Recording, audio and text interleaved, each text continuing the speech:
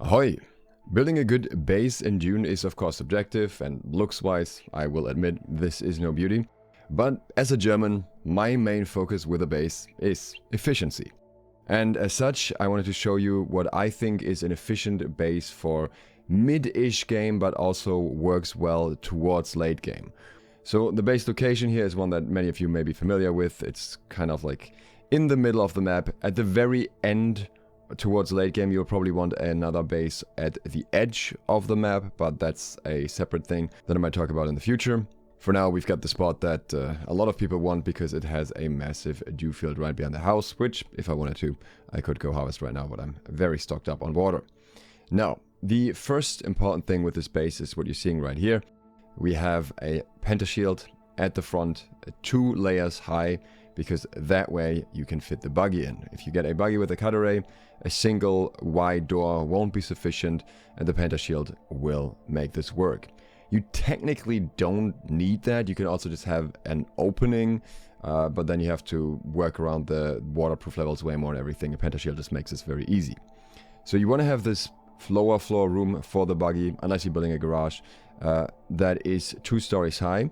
And this is also going to be important later, because some structures, as you can see here, the spice refinery, which we get in late game-ish, require 2 floors. So if you prepare for that right away and you put the buggy in here anyways, that's completely fine. You can see I've got my Ornithopter in here as well. I also have another spot up top, you will see that, and I also have another Ornithopter in my vehicle storage, but that's all things that have developed over time, and as I've been starting to build out another secondary base.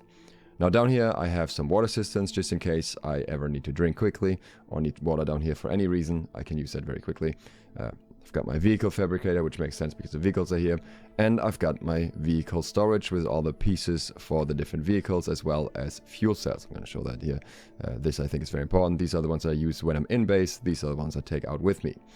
I've got a fuel generator here just in case I need to drop something in there, and the spice refinery, but that's more late game. I used to have a blood purifier right here as well, because I used to run 2 of them at the same time, which I believe is very good to get sufficient water at all times. Now there's only the small ore refineries. I'm still using these from time to time, just to grind out some iron ingots and steel ingots after a quick run, while upstairs I'm doing other things. So they are still useful for that. This is literally just decoration, this little foyer. I've got my sandbag here, which I'm not really using. A little bit of extra storage for the things that I don't really use. And then up here are the more important things. If you find this layout useful so far, then consider subscribing and clicking the bell for more Dune info. Now up here we continue with the blood purifier once again, and a lot more water storage. Again, it's nice to have that accessible at any given point. And I've got a lot of water storage back here. As you can see, I haven't really demolished the smaller ones because they're still kind of useful. And here we have 3 Fremen death stills. Now these unlock after the story, and they provide you with quite a decent amount of water, I would say. It's not as good as the dew field for me at this point, but I think it's just something that I can put some bodies in without worrying about it too much. Got a chest here that usually has things that I need quickly and bodies, and then my secondary chest that has bodies. I need to restock soon. So that's a very easy way to get a lot of water quickly. If you don't have a dew field especially, but you have to wait out the time to actually get the water, so something worth keeping in mind, and definitely keep a storage stack to that. Now here, these are all of my different storages. This is raw materials, with one exception there that doesn't belong there, refined materials that I use for various things, and here we have all the different rare quote-unquote materials. So when I come back from any haul, I just press F on these 3 storages. You can see if it happens right now, yep, and the armor plating disappears in there. And that sorts out most of my inventory. I used to use these chests more as well for additional storage, but nowadays it's just my overflow storage for things that don't belong anywhere else.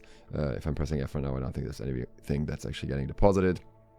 And then we have one chest back here with some more Solari and all that stuff. Some things that I usually just drop in there and don't stock up on, but might need in rare cases. And then, of course, we have our fabricators, as expected.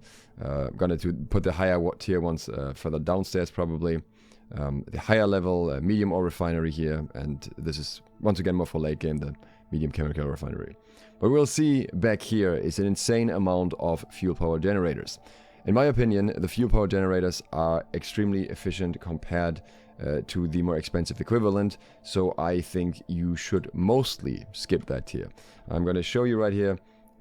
We've got just salvage metal, which is just extremely easy to come by, versus steel ingots, cobalt paste, and calibrated silver, and especially cobalt paste.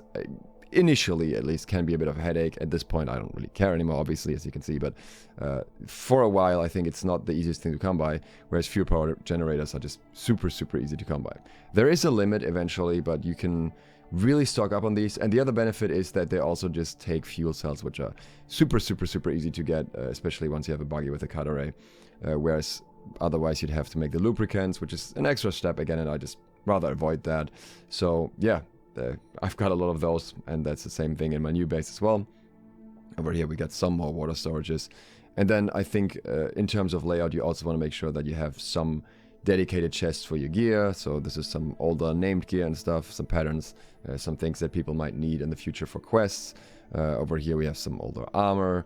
Can probably ditch some of those, and then some more named items, some more armor. And here is my main chest with the things that I still primarily use at this point. Normally have my radiation suit in there as well, along with the iron pills. Just whenever I head out, got my gear. You've got your repair station, you've got your recycler. So all very standard stuff. Now what's important with this room here is you can see it's only 1 floor high, but it's 2 floors high up here. It's set up that it used to be a 1.5 wall, or like a half wall rather, and then the normal layout. But I found that for some reason damaged the wings of the assault Ornithopter. So I made it a full wall and a pentashield on top, of course.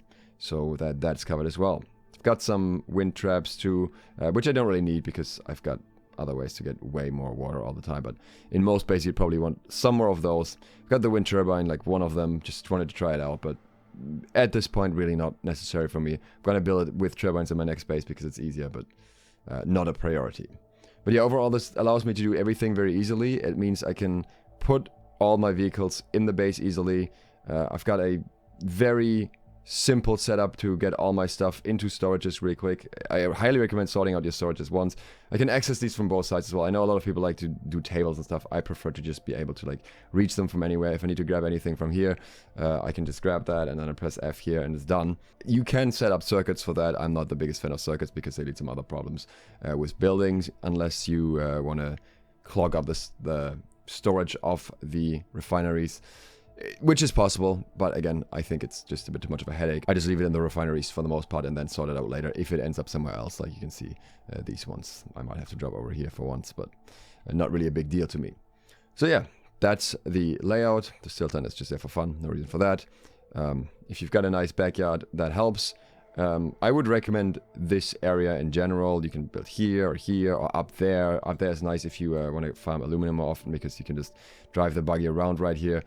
It's just a good spot around the center, or you can just build higher right away so that later on you can use, or you can get to the deep desert much quicker. Both possible, but I do like this spot because you're kind of between iron, cobalt. You've got the rift not too far away, and then you also have aluminum right here, and everything else you need. You're going to take a Thopter, or you build a secondary base, as I'm doing now.